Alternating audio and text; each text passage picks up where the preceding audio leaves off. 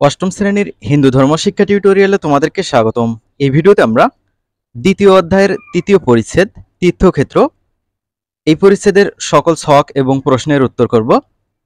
তোমরা আমাদের ফেসবুক গ্রুপে যুক্ত হয়ে যাবা।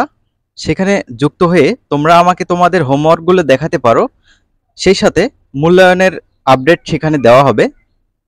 তো চলো আমরা ছক এবং প্রশ্নগুলোর উত্তর করে ফেলি। প্রথমে আমরা ছক 2.12 এটি পূরণ করব। এই গল্পটির আলোকে, অর্থাৎ উপরের গল্প রয়েছে সেই গল্পটি তোমাদের পড়তে হবে। এই গল্পটির আলোকে বইপত্র, সাক্ষাৎকার, ইন্টারনেট ইত্যাদি মাধ্যম ব্যবহার করে দলে অথবা জোড়ায় তথ্য সংগ্রহ করে প্রধান প্রধান শক্তিপীঠ ও তাদের অবস্থান সম্পর্কিত শক্তিপীঠের অবস্থান তালিকাটি তৈরি করি। তো শিক্ষার্থীরা, তোমরা যদি চ্যানেলে নতুন হয়ে থাকো অবশ্যই চ্যানেলটি সাবস্ক্রাইব করবে পরবর্তী ভিডিওগুলো পাওয়ার জন্য। আমরা এখন ছক 2.12 পূরণ করব। বিমলা শক্তিপীঠ এটি ভারতের উড়িষ্যা রাজ্যের পুরীর জগন্নাথ মন্দিরের অভ্যন্তরে অবস্থিত। তারাতারিণী শক্তিপীঠ এটি হচ্ছে ভারতের উড়িষ্যা রাজ্যের বহরমপুরের নিকটে অবস্থিত। কামাখ্যা শক্তিপীঠ ভারতের আসাম রাজ্যের গুয়াহাটির নিকটে অবস্থিত। দক্ষিণা কালিকা শক্তিপীঠ এটি ভারতের পশ্চিমবঙ্গ রাজ্যের কলকাতার কালীঘাটে অবস্থিত। এর পরের কাজটা আমরা দেখব। এখানে বলা রয়েছে মাল্টিমিডিয়া, পোস্টার পেপার ইত্যাদি যে কোনো মাধ্যম ব্যবহার করে দলে অথবা জোড়ায় তালিকাটি উপস্থাপন করি, অর্থাৎ যে তালিকাটি আমরা একটু আগে দেখলাম এটাই উপস্থাপন করতে হবে। তো আমি এটি পোস্টার পেপারে কিভাবে উপস্থাপন করতে হয় সেটি দেখিয়ে দিলাম। শিক্ষার্থীরা খেয়াল করো, পোস্টার পেপারে শক্তিপীঠ ও অবস্থান উল্লেখ করা হলো। উপরে যেগুলো উল্লেখ করেছিলাম সেগুলো এখানে উল্লেখ করেছি। এখানে দেখো, প্রথমে শক্তিপীঠ এবং তাদের অবস্থান লেখা হয়েছে। এভাবে 4টি শক্তিপীঠ এবং তাদের অবস্থান লিখে এই পোস্টারটা শেষ করা হয়েছে। আশা করি তোমরা পোস্টারটা খুব সুন্দরভাবে তৈরি করে নিতে পারবা। পরবর্তী কাজে চলে যাই আমরা।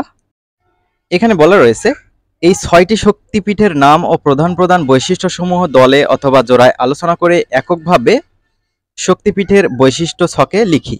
অর্থাৎ ছক 2.13 পূরণ করব, শক্তিপীঠের বৈশিষ্ট্য। তো শিক্ষার্থীরা চলো আমরা এটি পূরণ করে ফেলি। এখানে তোমরা খেয়াল করো, 1 নম্বরে লেখা হয়েছে সুগন্ধা শক্তিপীঠ বৈশিষ্ট্য। এখানে সতী দেবীর নাসিকা পড়েছিল, তাই এটি নাম হচ্ছে সুগন্ধা। নাসিকা মানে হচ্ছে নাক। এখানে দেবীর নিত্য পূজা হয়, প্রতি অমাবস্যায় বিশেষ পূজা অনুষ্ঠিত হয়, বড় উৎসব শিব চতুর্দশী ইত্যাদি। 2 নম্বরে লেখা হয়েছে ভবানী। এখানে দক্ষকন্যা সতীর ডান হাত পড়েছিল, অবস্থান চট্টগ্রাম জেলার সীতাকুণ্ড উপজেলার চন্দ্রনাথ পাহাড়ের উপরে। তারপর হচ্ছে 3 নম্বর জয়ন্তী। এখানে একটি চারকোনা অগভীর গর্তে চারকোনা আকৃতির পাথর আছে। ভক্তদের বিশ্বাস দেবী ও ভৈরব ক্রমদীশ্বর একই কূপে একই সাথে বিরাজ করেন। তারপর লেখা হয়েছে মহালক্ষ্মী। এখানে সতী দেবীর গলা পতিত হয়, তাই একে গ্রীবা মহাপীঠ বলে। এখানে পুরাতন মন্দিরের পরিবর্তে নতুন মন্দির তৈরি হয়েছে ও নবরাত্রি উৎসব মহাসমারোহে উদযাপিত হয়। এবার আমরা লিখেছি অপর্ণা। এটি বগুড়ায় অবস্থিত। দেবীর বাম পাশের গোড়ালি বা বাম কান এখানে পড়েছিল। এখানে অনেকগুলো পুকুর রয়েছে। এই পুকুরের ভক্তরা পাপ মোচনের জন্য স্নান করে। এখানে রয়েছে শিব মন্দির, নাট মন্দির, গোপাল মন্দির ইত্যাদি। 6 নম্বর লেখা হয়েছে যশোরেশ্বরী। এটি সাতক্ষীরায় অবস্থিত। এখানে দেবীর হাতের তালু ও পায়ের পাতা পতিত হয়। এখানকার পীঠের মূল মন্দির, শিব মন্দির, পুকুর সর্বত্রই ত্রিকোণাকার আকার। এ পীঠ স্থানে নিত্য পুজো হয়। আমরা পরবর্তী কাজে চলে যাই এখন।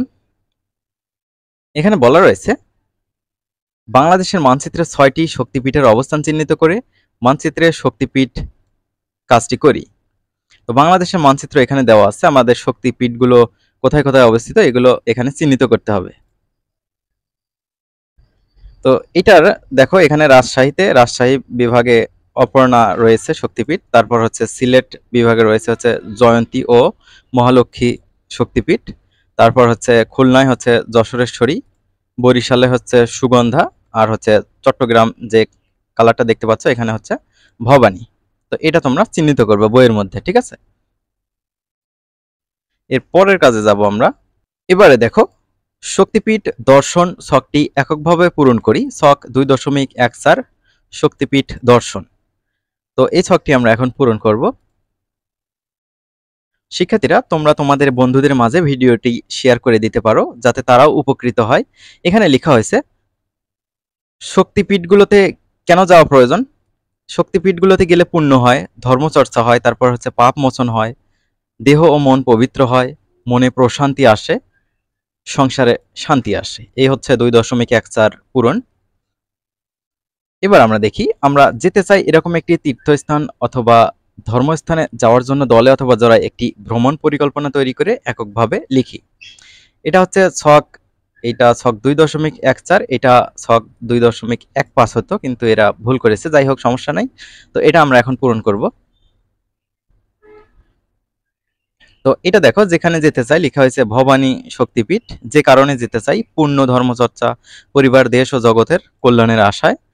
যেভাবে যাব, প্রথমে আমার এলাকা থেকে চট্টগ্রামের সীতাকুণ্ডে যাব, তারপর চন্দ্রনাথ পাহাড়ের পাদদেশে গিয়ে সিঁড়ি বেয়ে পাহাড়ের শীর্ষে পৌঁছালে পীঠস্থানের দর্শন মিলবে। যা যা করব, ভবানী শক্তিপীঠ ও শিব দেবতার মন্দির দর্শন করব, মন্দিরে পূজা দেব, মন্দিরে পূজা ও অনুষ্ঠান উপভোগ করব, মন্দিরের প্রসাদ গ্রহণ করব ইত্যাদি। এখানে বলছে চলো আমরা দলে অথবা জোড়ায় বড় আকারের কাগজে লিখে ভ্রমণ পরিকল্পনাটি সবার সামনে উপস্থাপন করি। অর্থাৎ এই যে ভ্রমণ পরিকল্পনাটা ছিল এখানে, এটাই তোমরা কি করবা, পোস্টার পেপারে লিখে নিবা। তো এটা আমি পোস্টার পেপারে দেখাইনি, এখানে লিখেছি ছক 2.14 তীর্থস্থান ভ্রমণ পরিকল্পনা ছকটি পোস্টার পেপারে উপস্থাপন করবে। এটা তোমাদের কাজ।